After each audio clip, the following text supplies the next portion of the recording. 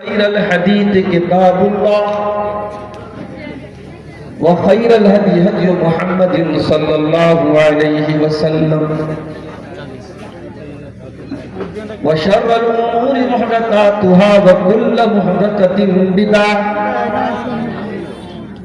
وكل بدعة ضلالة وكل ضلالة في النار. أعوذ بالله من الشيطان الرجيم. بسم الله الرحمن الرحيم. هن لباس لكم وأنتم لباس لهن. وقال تعالى في مقام آخر: وعاشروهن بالمعروف. وقال تعالى في مقام آخر: ومن آياته أن خلق لكم من أنفسكم أزواجا لتسكنوا إليها وجعل بينكم مودة ورحمة.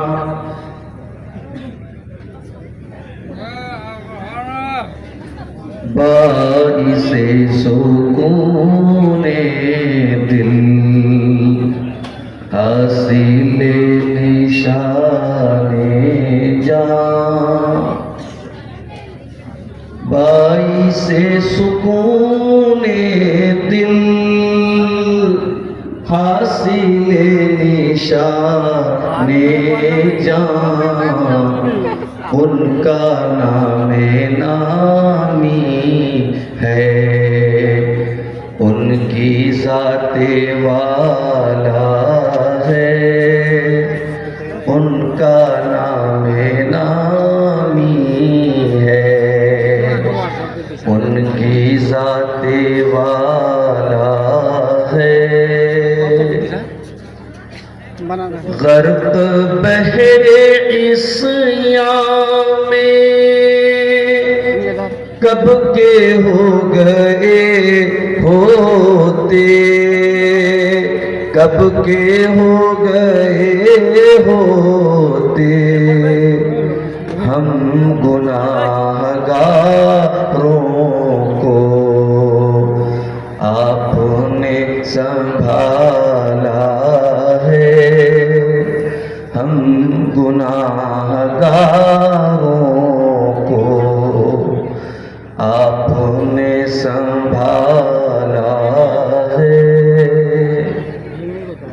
نغمہ اذاں بن کر گونجتا ہے نام ان کا، گونجتا ہے نام ان کا.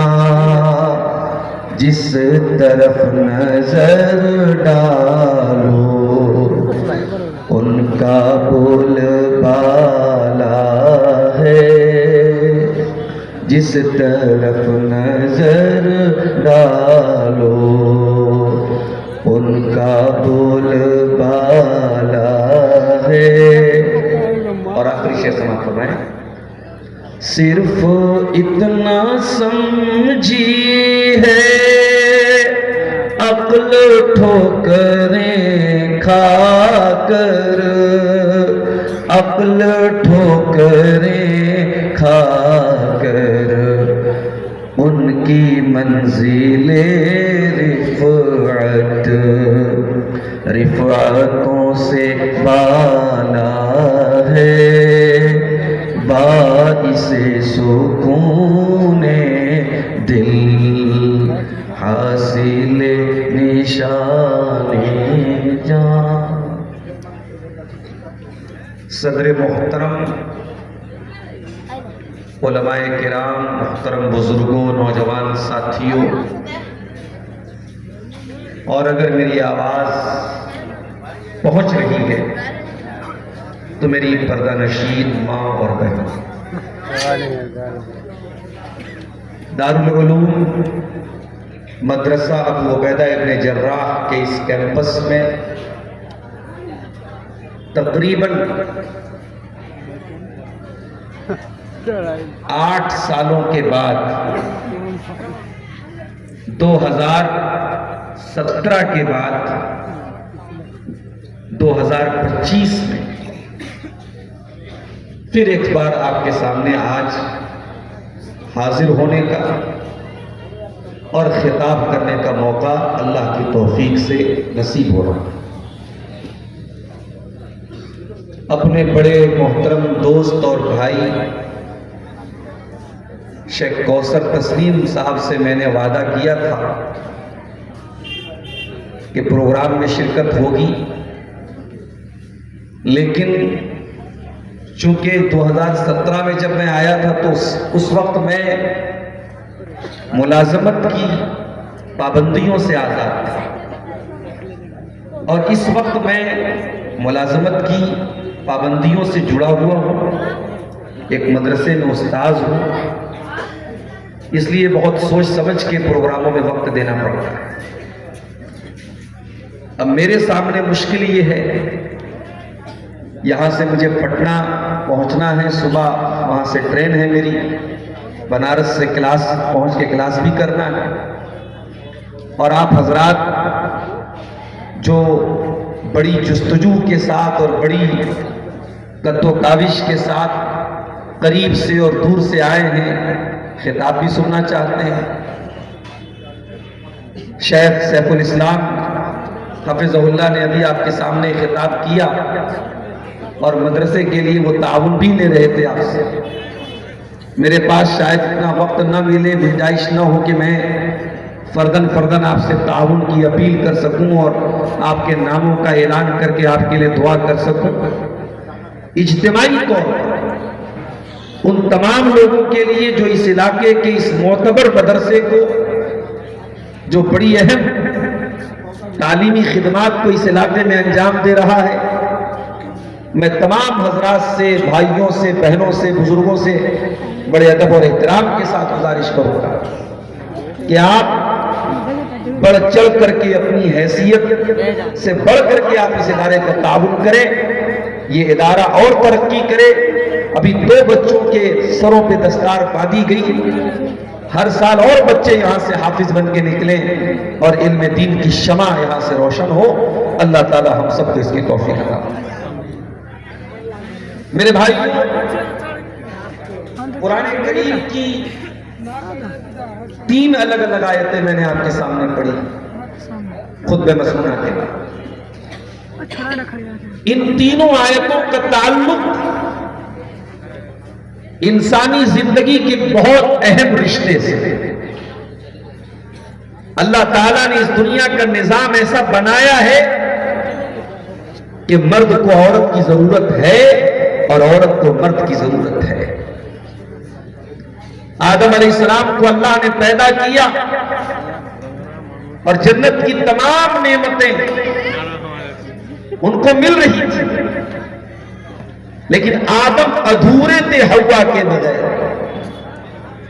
آدم کی تمام خواہشات اور ان کی تمام آرزویں تبھی مکمل ہوئی جب اللہ نے حوا کو بنایا۔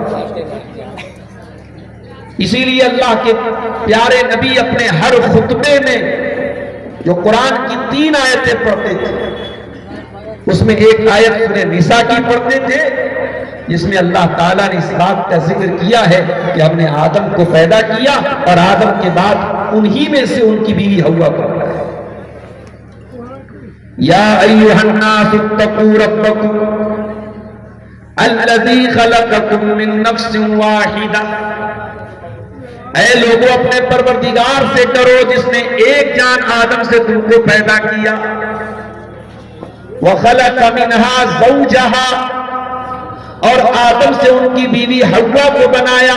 وَبَثَّ مِنْهُمَا رِجَالًا كَثِيرًا وَنِسَاءً، اور جب دونوں کو اللہ نے پیدا کر دیا، آدم کو بھی بنایا، حوا کو بھی بنایا، ان دونوں کے ذریعے اللہ تعالیٰ نے انسانی نسل کو آگے بڑھایا۔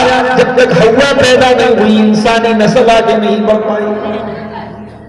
یہ اللہ کا بنایا ہوا نظام ہے۔ دنیا آگے تبھی بڑھے گی جب مرد اور عورت ان دونوں کے ذریعے ایک پریوار بنے گا، ایک گھر بنے گا۔ اور مرد اور عورت کے ذریعے پریوار کیسے بنے گا؟ وہ کسی حرام رشتے کی بنیاد پہ نہیں بنے گا، وہ گرل فرینڈ اور بوائے فرینڈ کے کلچر کی بنیاد پہ نہیں بنے گا، وہ لیونگ ریلیشن شپ کی بنیاد پہ نہیں بنے گا۔ ایک پریوار اگر بنے گا، ایک گھر اگر بنے گا، ایک خاندان اگر بنے گا تو نکاح کی بنیاد پہ۔ اور میرا جملہ نوٹ کر لو، جس محبت میں نکاح نہیں ہے، جس محبت میں لڑکا دعویٰ کرتا ہے کہ میں لڑکی سے بہت محبت کرتا ہوں، لیکن اس لڑکی سے اگر وہ نکاح کرنے کو تیار نہیں ہے، وہ نکاح کے بجائے کسی اور طریقے سے اس لڑکی کو حاصل کرنا چاہتا ہے، وہ محبت ہی نہیں ہے میرے پیارے سے۔ وہ محبت کے نام پہ ڈھکوسلا ہے، محبت کے نام پہ ہوس ہے، محبت کے نام پہ واسنا ہے، محبت کے نام پہ لشت ہے، محبت کے نام پہ اپنی جسمانی شہوتوں کی تکمیل ہے۔ نکاح کیا ہے؟ کبھی آپ نے غور کیا؟ نکاح کے ذریعے مرد و عورت ایک دوسرے کے لیے حلال ہوتے ہیں۔ وہی کام اگر بغیر نکاح کے کیا جائے زنا ہے، حرام ہے، بدکاری ہے، نکاح کے ذریعے حلال ہوتے ہیں۔ نکاح میں ہوا کیا؟ لڑکی کے ولی کی اجازت، لڑکے کی طرف سے گواہوں کی موجودگی، مہر اور لڑکے کا قبول کر لینا کہ ہاں میں نے اس لڑکی سے میں نے اس لڑکی کو اپنے نکاح میں قبول کیا۔ اسی لیے اللہ کے پیارے نبی اپنے آخری خطبے میں، خطبہ حجۃ الوداع میں، جب عورتوں کے حقوق بیان کرتے تو کیا فرماتے ہیں؟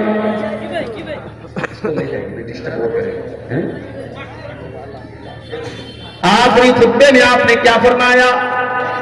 استوصوا بالنساء خیرا، اے لوگوں تم عورتوں کے ساتھ اچھا سلوک کرو۔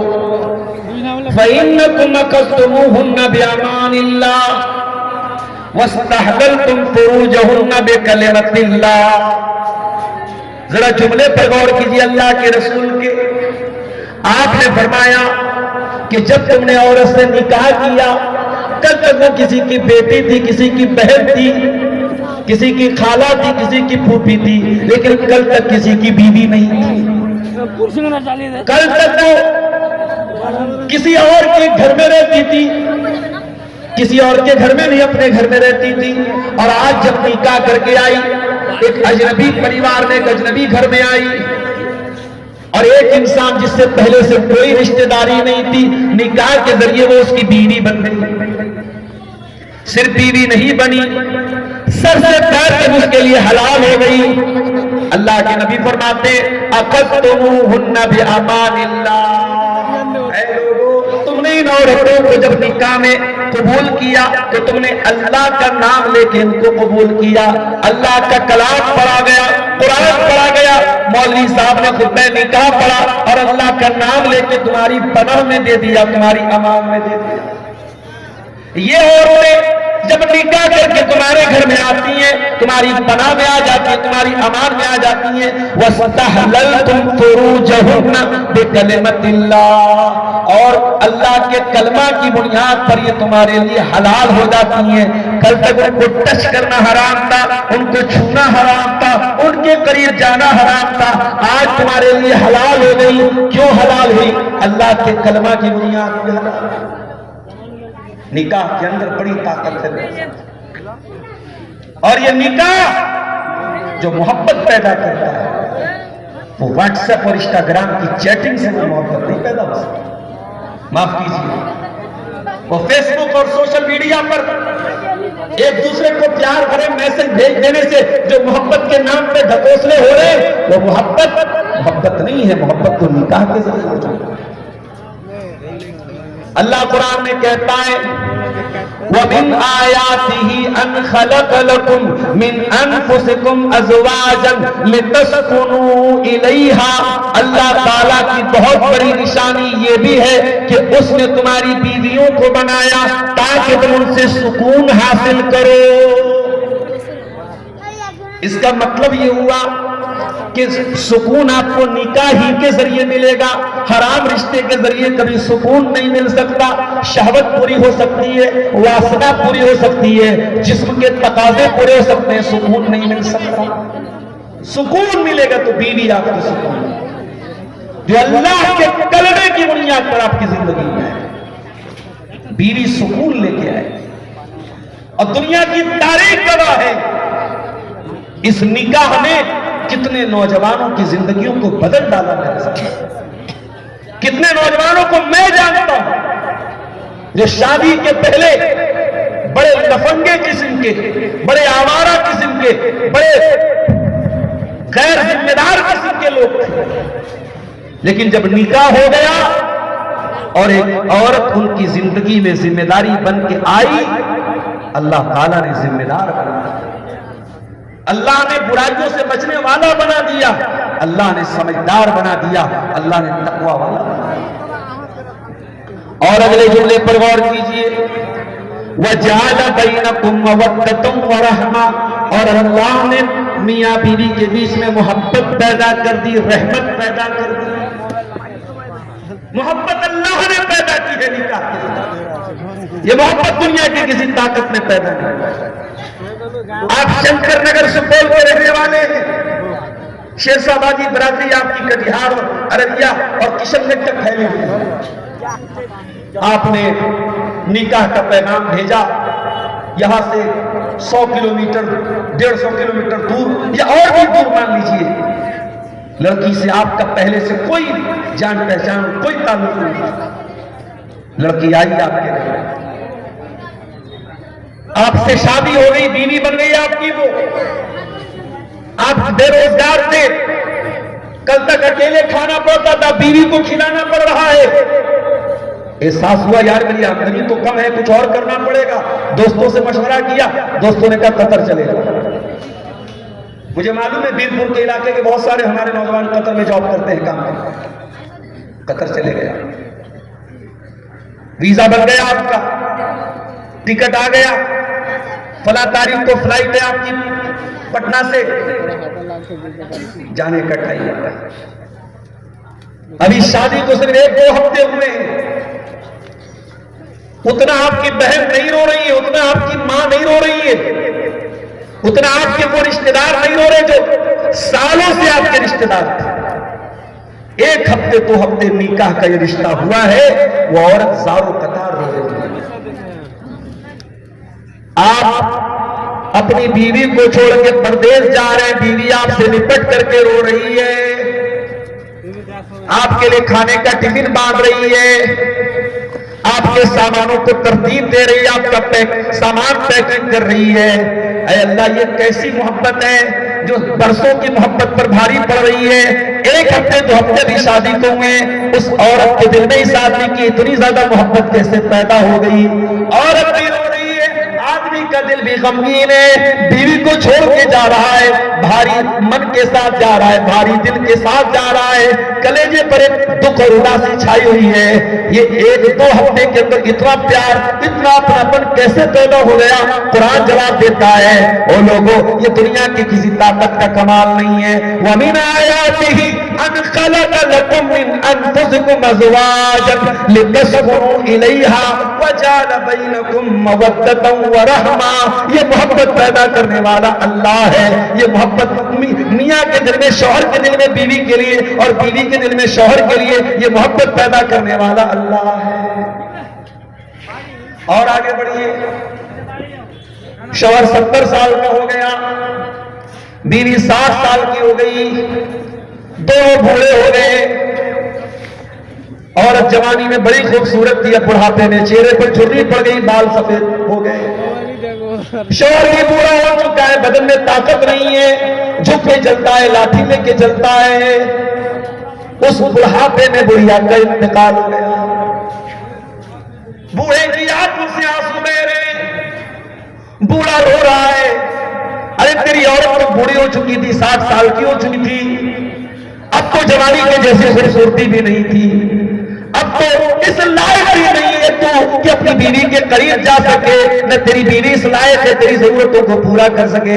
لیکن 60 سال کی بڑھیا کے لیے 70 سال کا بوڑھا رو رہا ہے، کیوں رو رہا ہے؟ قرآن کہتا ہے وَجَعَلَ بَيْنَكُمْ مَوَدَّةً وَرَحْمَةً۔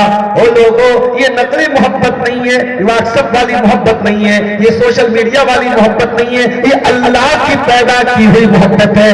اس محبت میں رحمت بھی شامل ہے، شوہر بیوی کے لیے رحمت ہے، بیوی شوہر کے لیے رحمت ہے۔ ایک بات اور کروں، حرام رشتے میں یہ احساس نہیں ہوتا کہ یہ صرف میری ہے، حلال رشتے میں یہ احساس ہوتا ہے یہ صرف میری ہے۔ آپ غور کریں، حرام طریقے سے کوئی لڑکا کسی لڑکی کے ساتھ اگر تعلق بناتا ہے تو جیسے لوگ کپڑا چینج کرتے ہیں ویسے آج کے زمانے میں تعلقات چینج ہوتے ہیں۔ آج اس کے ساتھ دوستی ہے، کل اس کے ساتھ دوستی ہو گئی، اس کے ساتھ بریک اپ ہو گیا، اس کے ساتھ میچ اپ ہو گیا۔ اتنے تو لوگ کپڑے نہیں بدلتے جتنے آج کل رشتے بدلے جا رہے ہیں۔ لیکن شادی میں دنیا کے کسی کونے میں چلا جائے انسان، لوٹتا ہے تو دنیا کی سب سے خوبصورت عورت اگر نظر آتی تو اس کو اپنی بیوی نظر آتی ہے، اپنی بیگم نظر آتی ہے۔ یہ اس رشتے کی خوبصورتی ہے میرے پیارے سے۔ اسی لیے اللہ تعالیٰ قرآن کے دوسرے پارے میں کہتا ہے ہن لباس لکم وانتم لباس لہن، تمہاری عورتیں تمہارے لیے لباس ہیں اور تم بھی اپنی عورتوں کے لیے لباس ہو۔ لباس کیا ہوتا ہے؟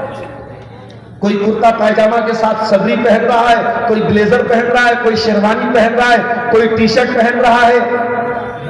کل نیپال میں پروگرام تھا، ایک نوجوان کا بال دیکھا بالکل جو ہے پیچھے سے کنارے کنارے کا بال ایک دم اڑا ہوا ہے، لگ رہا ہے پیچھے سے کوئی بندر جا رہا ہے۔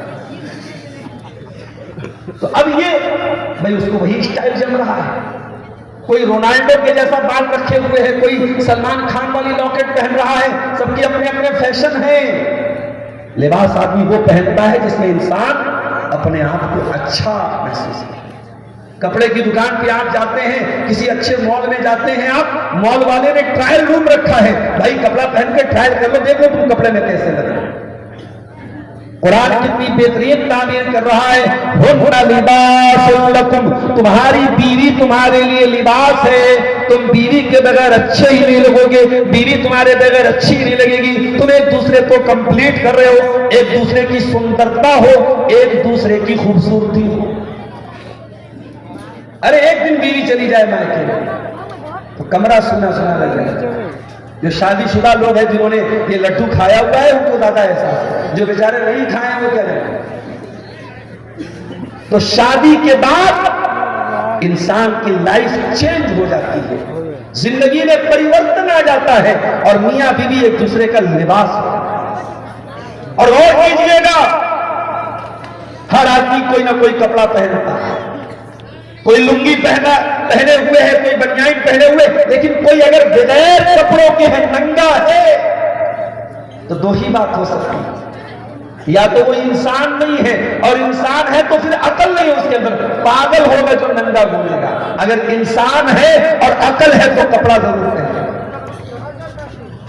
اس کا مطلب یہ ہوا کہ لباس آپ کے عزت کو چھپانے کا ذریعہ ہے۔ قرآن کہہ رہا ہے شوہر بیوی کے لیے لباس ہے، بیوی شوہر کے لیے لباس ہے، یعنی دونوں ایک دوسرے کی عزت پر پردہ ڈالتے ہیں۔ لہذا اگر شوہر کے اندر کوئی کمی بھی ہو تو بیوی پردہ ڈالے، بیوی کے اندر کوئی کمی ہو تو شوہر پردہ ڈالے، ایک دوسرے کے راز کی حفاظت کریں، ایک دوسرے کے عیب پر پردہ ڈالیں۔ اب آئیے، وقت بہت ہمارے پاس محدود ہے اور گھڑی کی سوئی بڑی تیزی سے آگے بڑھتی ہے۔ ہمارے شیخ عنایت اللہ ندوی صاحب نے حکم دیا ہے، آپ حقوق پر بہت تقریر کرتے ہیں، ذرا زوجین کے حقوق بیان کر دیجئے۔ پتی کے کیا حق ہے پتنی کے اوپر، پتنی کے کیا حقوق ہے پتی کے اوپر، شوہر کی کیا ذمہ داری ہے بیوی کے تعلق سے، اور بیوی کی کیا ذمہ داری ہے شوہر کے تعلق سے۔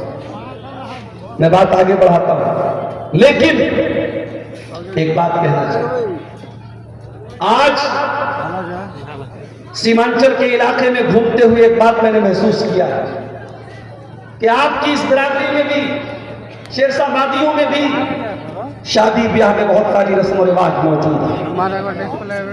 بارات کی رسم و رواج موجود ہے، جہیز کی ڈیمانڈ موجود ہے، ہلدی اور مندی کی رسم موجود ہے۔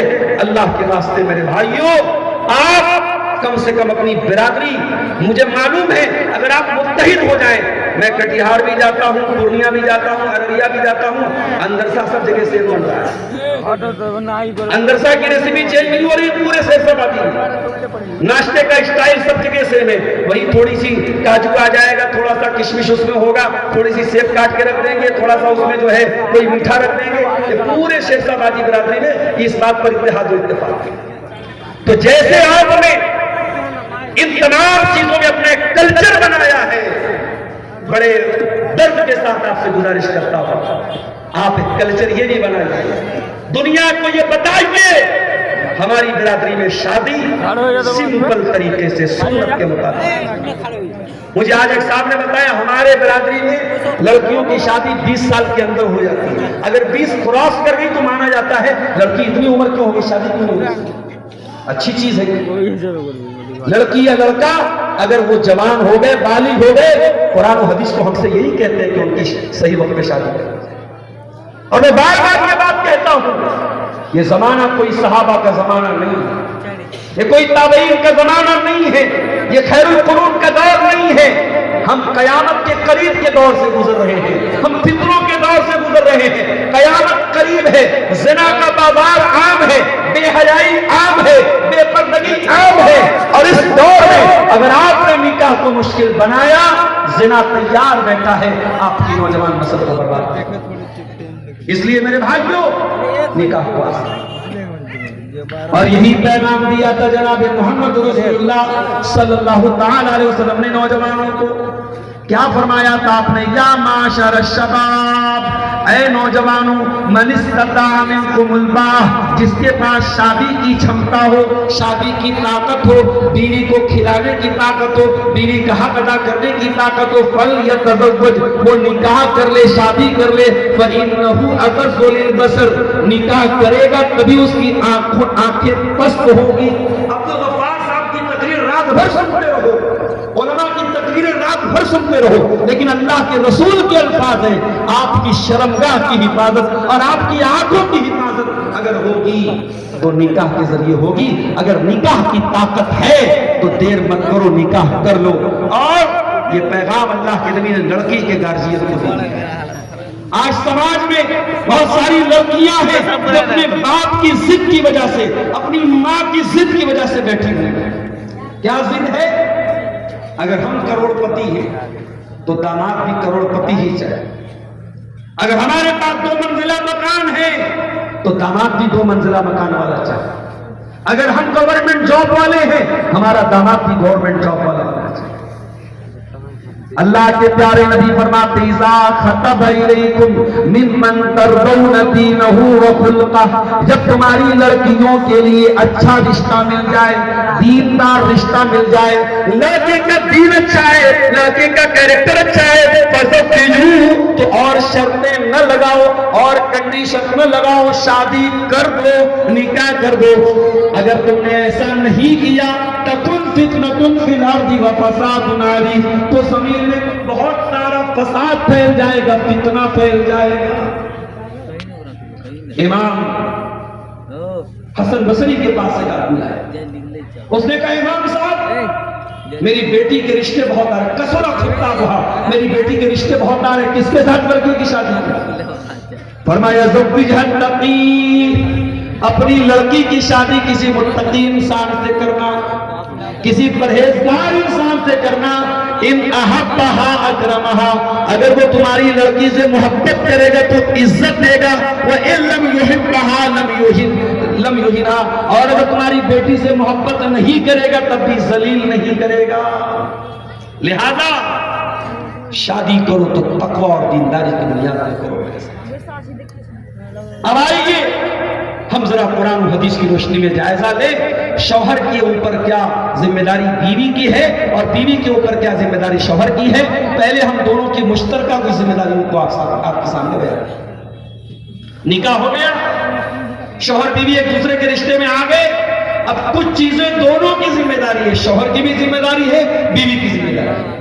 اس میں سب سے پہلی چیز تعاونوا علی البر والتقوی، اچھے کاموں میں ایک دوسرے کا سپورٹ کرنا ہے۔ اگر شوہر نماز کا ٹائم ہو گیا اور نماز کے لیے شوہر نہیں جا رہا ہے، بیوی بول دے جاؤ تم نماز پڑھو۔ نماز کا ٹائم ہو جائے، بیوی نماز نہ پڑھے، شوہر پوچھے تم نے نماز کیوں نہیں پڑھی، نماز کے تعلق سے دونوں ایک دوسرے کی مدد کریں۔ بیوی گھر سے نکل رہی ہے اور بغیر پردے کے نکل رہی ہے، بغیر نقاب کے، بغیر حجاب کے نکل رہی ہے، شوہر ٹوک دے تو نقاب کیوں نہیں پہنتی، تو پردہ کیوں نہیں کرتی۔ اسی طریقے سے شوہر سگریٹ پینے لگے، کوئی نشہ کی چیز استعمال کرنے لگے، بیوی فوراً منع کرے۔ حرام کاموں سے ایک دوسرے کو روکے اور اچھے کاموں میں ایک دوسرے کا سپورٹ کرے۔ اس کی دلیل کیا ہے؟ آئیے میں دو تین دلیلیں آپ کو دوں۔ اللہ کے پیارے نبی فرماتے ہیں لِيَتَّخِذْ أَحَدُكُمْ قَلْبًا شَاكِرًا وَلِسَانًا ذَاكِرًا وَزَوْجَةً مُؤْمِنَةً تُعِينُهُ عَلَىٰ أَمْرِ الْآخِرَةِ۔ اے دنیا والو، تین چیزوں کو دولت بنا لو، تین چیزوں کو خزانہ بنا لو، تین چیزوں کو اپنے گھر میں لے کے آ جاؤ۔ قلباً شاکرا، اپنے سینے میں ایسا دل پیدا کر لو جو اللہ تعالیٰ کا شکر ادا کرنے والا ہو۔ وَلِسَانًا ذَاكِرًا، اور اپنے منہ میں ایسی زبان پیدا کرو جو اللہ تعالیٰ کا ذکر کرنے والی ہو۔ وَزَوْجَةً مُؤْمِنَةً تُعِينُهُ عَلَىٰ أَمْرِ الْآخِرَةِ، اور ایسی دیندار عورت سے شادی کرو، اس کو بیوی بناؤ جو دین کے کاموں میں تمہاری مدد کرے۔ ایسی عورت کیسی ہوتی ہے بھائی؟ جو دین کے کاموں میں آپ کی مدد کرے۔ آئیے